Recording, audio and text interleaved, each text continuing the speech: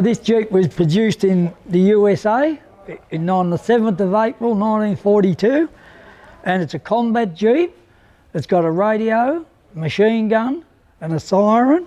Ford produced 100,000 of these Jeeps. They were scrap metal after the war. There wasn't very many survived. So we were lucky enough to have this one after Dad came out of the war. We've had it 55 years and it's in perfect running condition.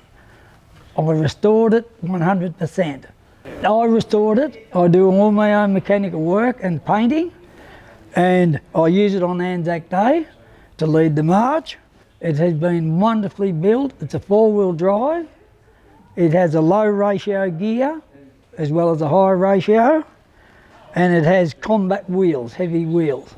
The actual engine, though, the clips to hold the bonnet, and they have a side valve motor in them, which is in excellent condition and very cheap to run on fuel. They run on gasoline. The motor is nearly identical to the Willys motor. Willys Bantam won the first contract when the war broke out, but they could not provide enough Jeeps. So Ford were offered the contract, and Ford produced the same Jeep, only the motor's a little bit different.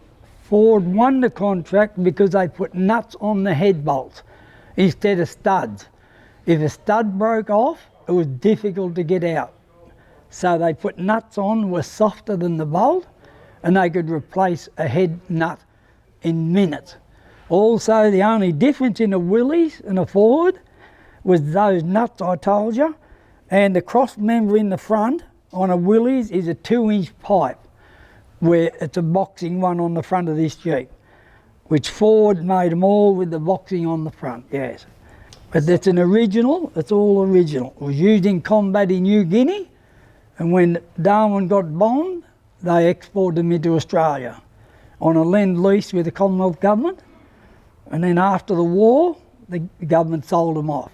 No, they didn't have them ready. It was in 1939 when Willys had a Bantam, they called it a Bantam.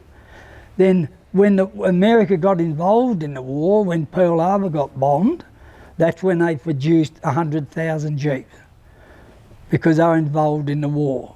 Before that, they exported, just before that, they were exporting them to England and Belgium and Russia, of all places, and even Japan. Some of these went to Japan before Japan bombed Pearl Harbor, yeah.